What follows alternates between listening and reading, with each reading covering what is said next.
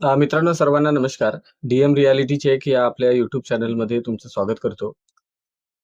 एक news bulletin पवित्र portal शिक्षक भरतीच्या अनुषंगाने आलेली आहे. नेमकं त्यामध्ये काय म्हटलंय?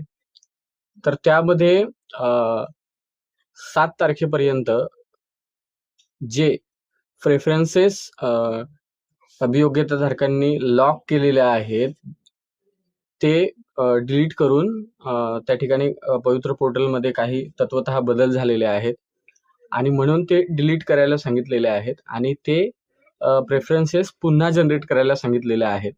तर तशा पद्धतीने ते जे नोटिफिकेशन आलेलं आहे त्यामध्ये नेमकं काय म्हटलेलं आहे ते आपण थोडक्यात बघणार आहोत.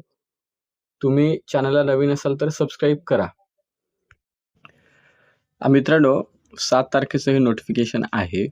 उमेदवारांसाठी प्राधान्यक्रमाबाबत सर्वसाधारण सूचना देण्यात आलेल्या आहेत.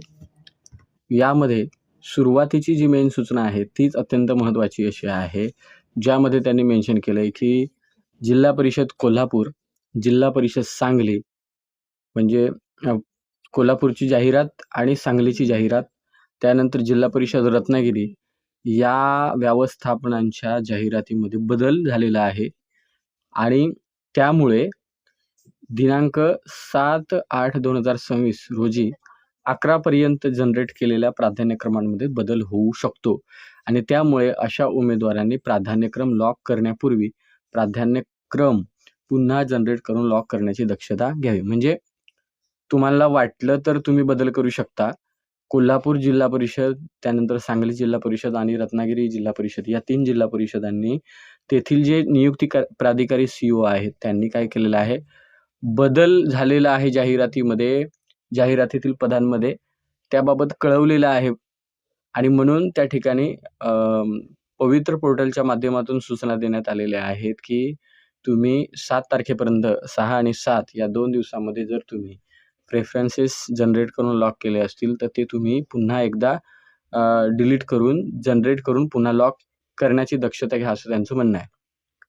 दुसरा जो महत्त्वाचा मुद्दा आहे, माननीय उच्च न्यायालय खंडपीठ औरंगाबाद येथील याचिका क्रमांक 7278/2024 मधील सिव्हिल ॲप्लिकेशन आहे, जे 31/7/2026 रोजीच्या आदेशानुसार तिरुपती शिक्षण प्रसारक मंडळ जालना आणि जालना जिल्हा जालना या संस्थेतील जाहिरातीतील नियुक्तीची कार्यवाही याचिकेच्या अंतिम निर्णयाच्या अधीन राहून असेल असं दखल घ्यायची आहे आणि त्या बाबतीतच म्हणजे या संस्थेला जर तुम्ही प्रेफरन्सेस देत असाल तर तुमची जी नियुक्ती आहे ही कोर्ट निर्णयाच्या अधीन राहून असेल.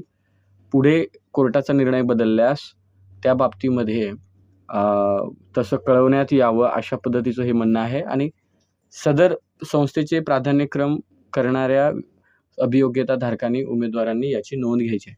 महत्त्वाचं काय तर मित्रांनो, दोनच गोष्टी की 3 जिल्हा परिषदांनी जाहिरातीच्या पदांमध्ये बदल केलेला आहे आणि त्यामुळे डिरेक्टली 7 तारखेच्या 11 वाजेपर्यंत जे प्रेफरन्सेस तुम्ही जनरेट केलेले आहेत ते तुम्ही डिलीट करून पुन्हा जनरेट करावेत आणि लॉक करावेत. आणि दुसरी गोष्ट की ही जी श्री तिरुपती शिक्षण प्रसारक मंडळ जालना ही जी संस्था आहे, त्या संस्थेचा जर तुम्ही प्रेफरन्स देत असाल तर संबंधित संस्थेबद्दल कोर्टात केस चालू आहे आणि त्यामध्ये संस्थेतील जाहिरातीतील नियुक्तीची जी कार्यवाही आहे याची कोर्ट निर्णयाच्या अधीन राहून असेल असं एकंदरीत तुम्ही लक्षात घ्यायचं आहे.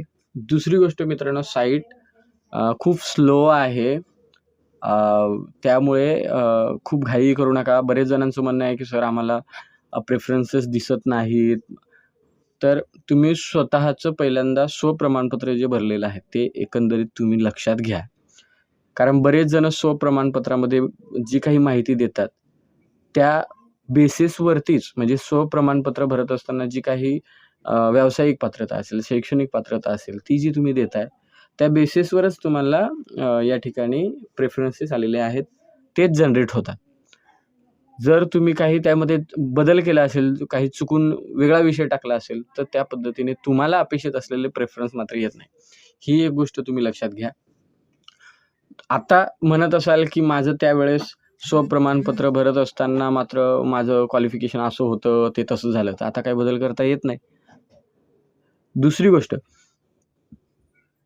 जे उमेदवार म्हणजे बाहेर जिल्ह्यांमध्ये जॉबला आहेत, तर त्या ठिकाणी त्यांचं पण मला काही प्रश्न होते, की सर आम्ही बाहेर जिल्ह्यामध्ये जॉबला आहोत आणि आम्हाला आता आमच्या मूळ जिल्ह्यामध्ये यायचं आहे. तर कसं करता येईल?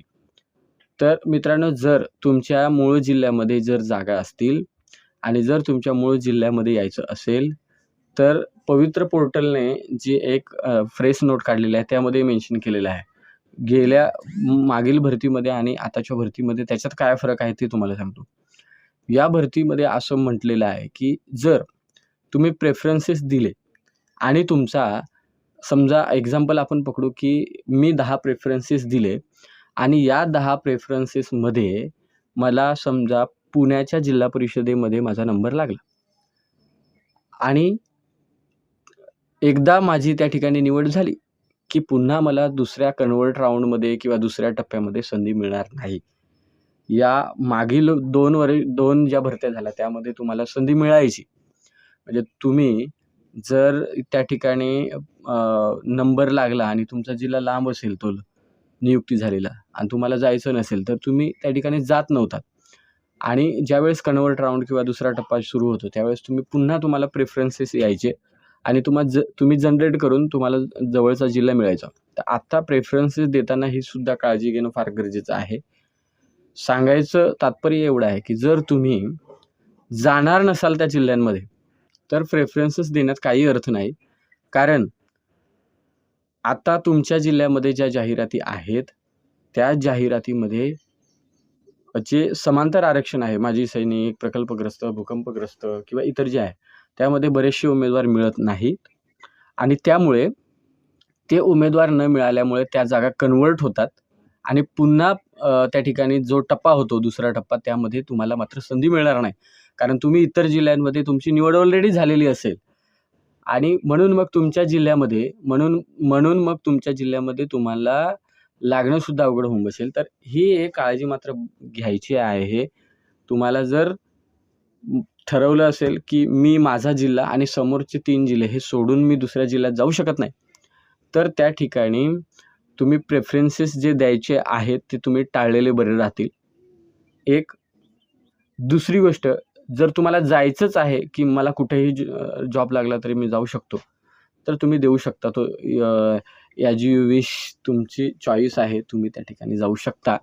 परंतु महिलांच्या बाबतीमध्ये स्पेसिफिकली आहे, की बरेच महिला प्रेफरन्सेस पूर्ण देतात आणि मग लांबच्या जिल्ह्यामध्ये नंबर लागला, की ते जात नाही. तर त्याच्यामुळे काय होतं, की आपलीच एक भगिनी त्या जिल्ह्यामध्ये लागणारी जी आहे, ती त्यापासून वंचित राहते. तर असंही करू नका.